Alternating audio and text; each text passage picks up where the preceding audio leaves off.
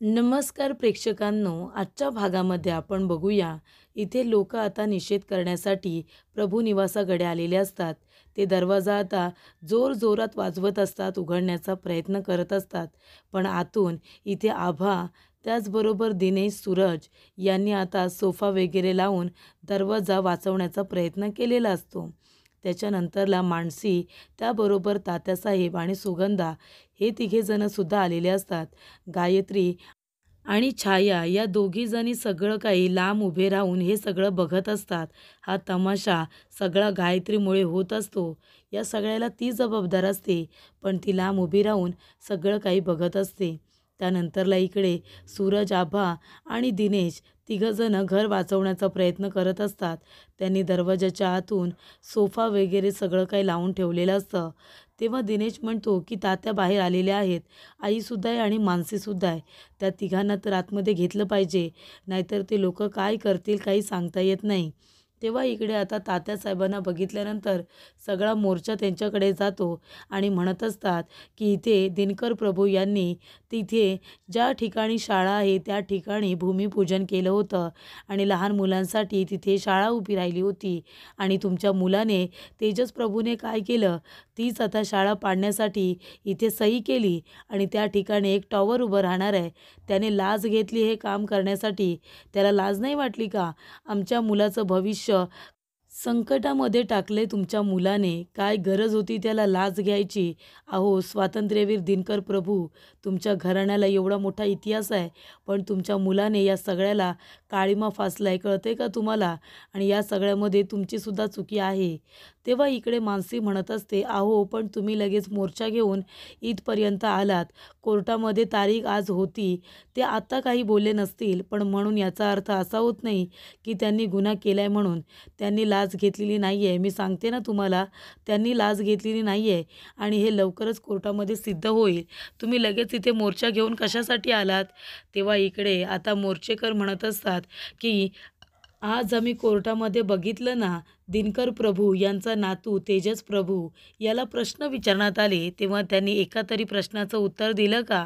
की त्याने गुन्हा केला की नाही केला, त्यांनी पैसे घेतलेत की नाही, लाच घेतले की नाही, काही सांगितलं नाही. कोर्टामध्ये तो गप्प उभा राहिला होता. याचा अर्थ कोर्टामध्ये त्याच्यावरती जे आरोप करण्यात आलेले आहेत ते सगळे खरेच आहेत ना. म्हणून तर त्यांनी एकासुद्धा आरोपाला इथे फेटाळून लावलेलं नाही आहे.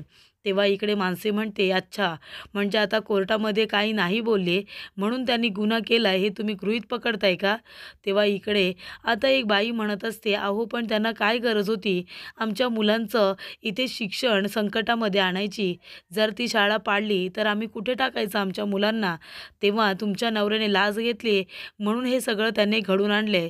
मानसी म्हणत असते, हे बघा एक मिनिट, त्यांनी लाच घेतलेली नाही आहे, तेजसने लाच नाही घेतली हे मी सांगते ना तुम्हाला. तुम्ही इथे उगाच आता निषेधाच्या नावाखाली त्यांच्यावरती हे आरोप करू नका. खोटे आरोप झाले त्यांच्यावरती, अजून सिद्ध झालेत का कोर्टामध्ये? जर सिद्ध झाले तर त्यांना शिक्षा होईल. तुम्हाला शिक्षा देण्याचा अधिकार कोणी दिलेला नाही आहे.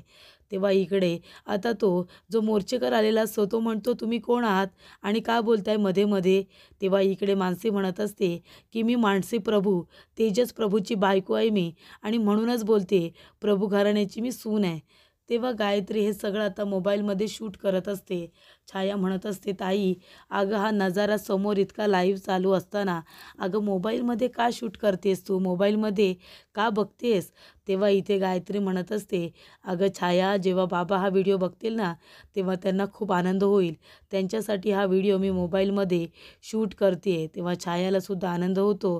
तेव्हा इकडे आभा म्हणत असते की दादा, आपल्याला दरवाजा उघडायला हवा रे, बाहेर बघ ना तात्यासुद्धा आलेले आहेत, त्याचबरोबर आई पण आहे आणि मानसी वहिनी आहे. सूरज म्हणतो, नाही नाही नाही, दरवाजा तर मी अजिबात कुणाला उघडू देणार नाही आहे. ते लोक आतमध्ये येतील आणि तात्यांनासुद्धा सांग, मानसीला आणि आईला तिथून जायला सांग, पळून जायला सांग, तिथेसुद्धा थांबायला सांगू नकोस, पण आपण अजिबात दरवाजा उघडायचा नाही आहे. तेव्हा दिनेश म्हणत असतो, अरे तेजस हे काय बोलतेस तू? अरे तात्यांना ते लोक काही करतील, मानसी त्यांच्यासमोरच आहे, आई पण आहे, आपण आता दरवाजा उघडून बाहेर गेलं पाहिजे, त्या लोकांना प्रोटेक्ट केलं पाहिजे. अरे कळते कळते का तुला?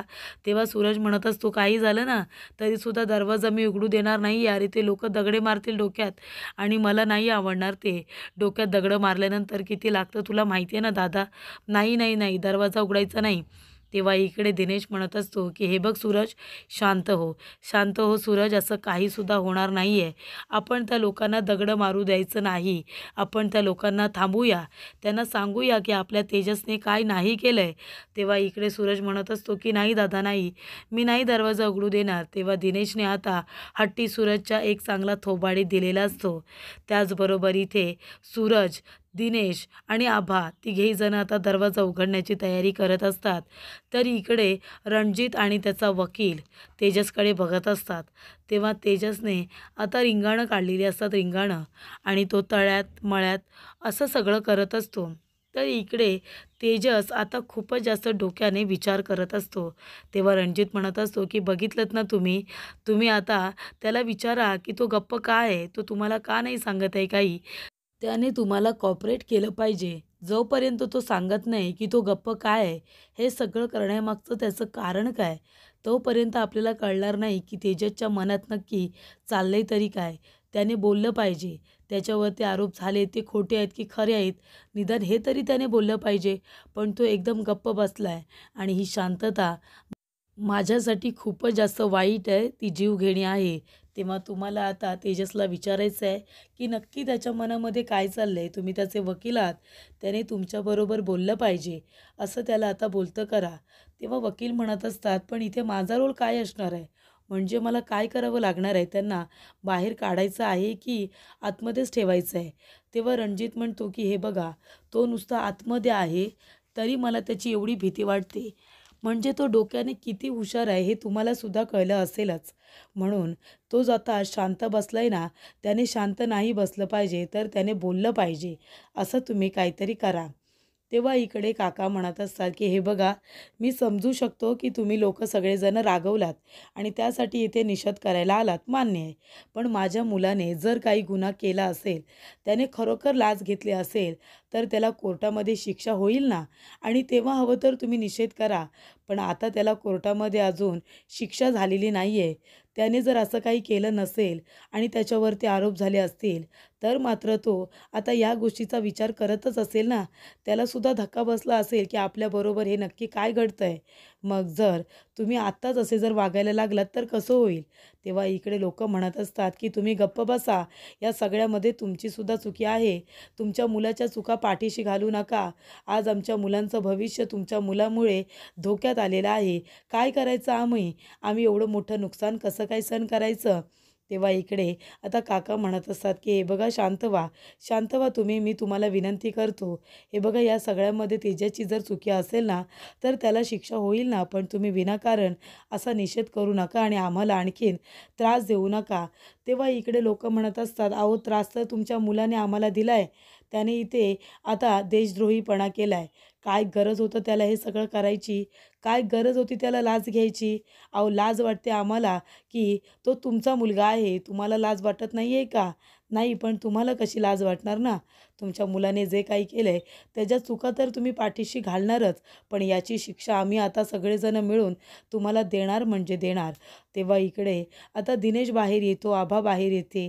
ते दोघेजण म्हणत असतात, हे काय करताय तुम्ही. दिनेश म्हणतो, आताच्या आता इथून चालू पडा, चला, बाद झालं, जेवढा तमाशा केला तेवढा. तेव्हा इकडे मानसी म्हणत असते, हे बघा, मी एक गोष्ट तुम्हाला सांगते, तेजस प्रभू यांची बायको म्हणून मी तुम्हाला विश्वासाने सांगते, तेजसने इथे लाच घेतलेली नाही आहे. मी सांगते ना. तेव्हा ते म्हणतात, अहो तुमच्या कपाटामध्ये पैसे सापडले आणि तुम्ही म्हणताय की तेजसने लाच नाही घेतली म्हणून. तेव्हा मानसी म्हणते, कपाटामध्ये पैसे सापडले याचा अर्थ असा होतो का की ते पैसे आणून तेजसनेच ठेवले असतील म्हणून. अहो एखाद्या व्यक्तीला फसवायचं असेल ना, तर त्या व्यक्तीला कुठल्याही पद्धतीने ब्लॅकमेल करून सुद्धा फसवलं जातं, हे कळतंय तुम्हाला. आणि कोर्टामध्ये तुम्हाला ते गप्प बसलेले दिसले, पण त्यांना आलेली चक्कर नाही दिसली, त्यांना बसलेला तो धक्का नाही दिसला, त्यांच्याबरोबर एवढं सगळं घडलं आणि मग तुम्ही काय विचार करताय की हे सगळं त्याने मुद्दामून केले. अहो त्यांना फसवण्यासाठी सुद्धा कुणाचा तरी डाव असू शकतो, ही गोष्ट तुम्हाला कळायला पाहिजे. तर इकडे आता दरवाजा उघडलेला असतो. दिनेश येतो आणि म्हणतो, "हे काय चाललंय तुमचं?" तेव्हा इकडे मानसी आता आपल्या ओढणीची गाठ बांधते आणि ती आता त्या सगळ्यांबरोबर लढण्यासाठी सज्ज झालेली असते. ती सुद्धा इकडे आता लगेचच गेटच्या वरून येते आणि त्या माणसांना अडवण्याचा प्रयत्न करत असते. जे माणसं घरामध्ये जाण्यासाठी प्रयत्न करत असतात, घरामध्ये घुसण्याचा प्रयत्न करत असतात. तेव्हा मानसी आता इथे त्या गुंड लोकांशी 2 हात करत असते. तेव्हा इकडे सुगंधा म्हणत असते, "अरे काय करताय तुम्ही लोकं? थांबा ना, थांबा. हे असं करू नका." तेव्हा इकडे मानसी म्हणत असते, की "मागे व्हा सगळेजण, मागे व्हा. हे सगळं करून तुम्हाला काय वाटतंय? काय करणार आहात तुम्ही साध्य? अहो निषेधच करायचा आहे ना, निषेध करण्याच्या अनेक पद्धती असतात. पण असं घरी येऊन एखाद्या माणसाला त्रास देणं, हे कितपत योग्य वाटतं तुम्हाला? चला आता मागे थांबा बरं." तेव्हा मानसी म्हणते, की "तेजसने काही नाही केलंय, तरीसुद्धा तुम्ही विनाकारण आमच्या ह्या ऐतिहासिक वास्तूमध्ये जायचं नाही. इथे प्रत्येक गोष्टीला काही ना काहीतरी महत्त्व आहे. तेव्हा तुम्ही सगळेजण लांब राहायचं, लांब राहायचं. घरामध्ये तर अजिबात घुसायचं नाही. सूरजदादा लवकर बाहेर या. सूरजदादा." तेव्हा इकडे सूरज म्हणत असतो, की "आता मला माझ्या कुटुंबासमोर जाऊन उभं राहिलं पाहिजे. कारण माझ्या कुटुंबाला माझी गरज आहे. घाबरून बसण्यात काही अर्थ नाही आहे." तेव्हा इथे सूरजसुद्धा आता मानसीच्या एका आवाजावरती बाहेर येतो. मानसी म्हणत असते, "सूरजदादा, त्यावेळेला तुम्हाला जेलमध्ये अटक केली होती. त्यावेळेला तुमची काही चुकी नव्हती. विनाकारण तुमच्या डोक्यामध्ये दगड मारले होते. यावेळेला सुद्धा मी तुम्हाला खात्रीने सांगते, की आपल्या तेजसने काही नाही केले. तेव्हा भाऊजी, आता आपण सगळेजण एकत्र आलं पाहिजे. यांच्याबरोबर 2 हात करायला, एकत्र राहायला." तेव्हा इथे आता सगळेजण एकमेकांचा हात घट्ट पकडतात आणि आता इकडे सगळेजण आता उभे राहिलेले असतात. ते साखळी करून उभे राहिलेले असतात. तेव्हा ते गुंड लोकं आता त्यांना धक्का देऊन आतमध्ये जाण्याचा प्रयत्न करत असतात. तेव्हा मानसी म्हणत असते, की "आता जर असेल ना तुमच्यामध्ये हिंमत, तर आता आम्हाला तोडून दाखवा आणि आतमध्ये घुसून दाखवाच. अहो मी सांगते ना तुम्हाला, की तेजसने काही नाही केले. ते आता गप्प बसलेत कारण त्यांच्याकडे काही पुरावा नसू शकतो. त्याच्यामुळे ते स्वतःला निर्दोष सिद्ध करण्यासाठी वेळ घेत असतील. सगळ्याचा सारासार विचार करत असतील. पण तुम्हाला नाही, तुम्हाला गुंडगिरी आत्ताच करायची आहे ना." तेव्हा ते लोकं आता येतात आणि सगळ्यांना बाजूला करत असतात. तेव्हा इकडे सूरज, मानसी, दिनेश आणि आभा चौघांनी आता तिथे थांबवलेलं असतं, त्या लोकांना अडवलेलं असतं. तेव्हा इकडे गुंड लोकं आता ऐकत असतात का? 2 लेडीज आणि 2 पुरुष. तर इकडे हट्टे-कट्टे गुंड इकडे काही मानसीला ऐकत नसतात. तरीसुद्धा मानसी त्यांच्याशी 2 हात करतच असते. त्याच्यानंतर इथे बांबूचे फटके त्यांच्या हातावरती मारले जातात आणि त्यामुळे इथे मानसीच्या हाताला खूप जास्त दुखापत होते. त्याच्यानंतर सगळेजण घरामध्ये घुसलेले असतात तोडफोड करण्यासाठी. तेव्हा गायत्री म्हणत असते, "अरे वाह! मला किती आनंद झाला आहे म्हणून सांगू. खरं सांगते, आज रात्री मला आहे ना शांत झोप लागणार आहे. या प्रभूंची जी अवस्था करून ठेवली आहे ना या लोकांनी, ती अवस्था खूपच जास्त छान आहे. असंच व्हायला पाहिजे यांच्याबरोबर." हे लोकं दुसऱ्यांबरोबर जे वागतात ना, जेव्हा स्वतःबरोबर ते घडतं, तेव्हा त्यांना खरं कळतं दुसऱ्याला दुःख किती झालं असेल ते. तेव्हा इकडे फॅमिली फोटोज असतात. जुना एकदम फॅमिली फोटो, तो सुद्धा इकडे आता हॉकी स्टिकने फोडला जातो. त्याचबरोबर तेजसचा फोटोसुद्धा खाली पडलेला असतो. हे सगळं घडत असताना इथे आता वकील आलेले असतात तेजसला भेटायला. तेजसला विचारत असतात, की "तुम्ही खरोखर लाच घेतली आहे का?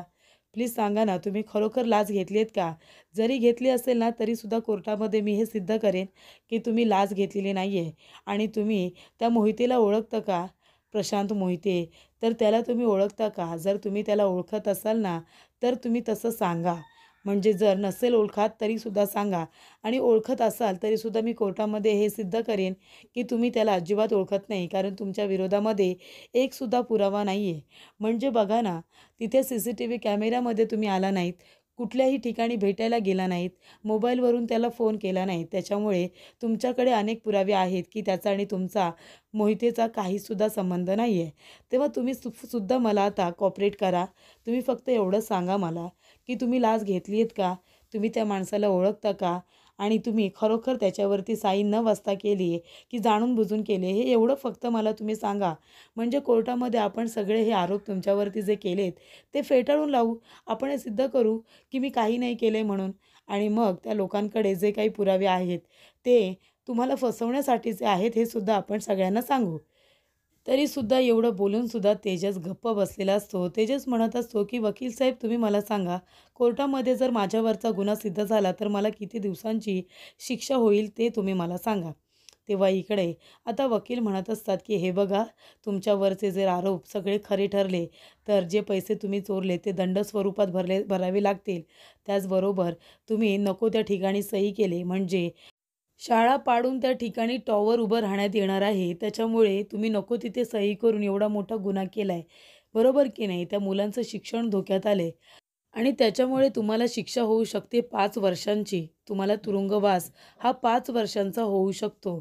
तेव्हा इकडे तुमच्या घरच्या लोकांना साक्ष द्यायला सांगितली तर कदाचित तुम्हाला त्याचा फायदासुद्धा होऊ शकतो. तेव्हा तेजस म्हणत असतो, की "अजिबात नाही. प्लीज माझ्या घरच्या लोकांना त्रास देऊ नका. आधीच माझ्यामुळे त्यांना खूप जास्त त्रास सहन करावा लागलाय. तेव्हा आता तुम्ही माझ्या घरच्या लोकांना त्रास देऊ नका," असं तेजस म्हणतो. तेव्हा वकील म्हणतात, की "बरं, बरं, ठीक आहे." तेव्हा इकडे तात्यासाहेब म्हणत असतात, "हे बघा शांत व्हा. आमच्या घरातल्या ऐतिहासिक ज्या काही या वस्तू आहेत त्या आणू नका बाहेर.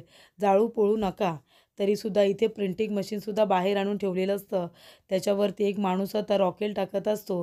त्याचबरोबर सगळे न्यूजपेपर जे जुने असतात, जे ऐतिहासिक असतात, ते सुद्धा बाहेर आणून टाकलेले असतात आणि प्रत्येक गोष्टीला आता आग लावत असतात. ते म्हणत असतात, की "हे कशासाठी हवंय तुम्हाला आता सांगा ना?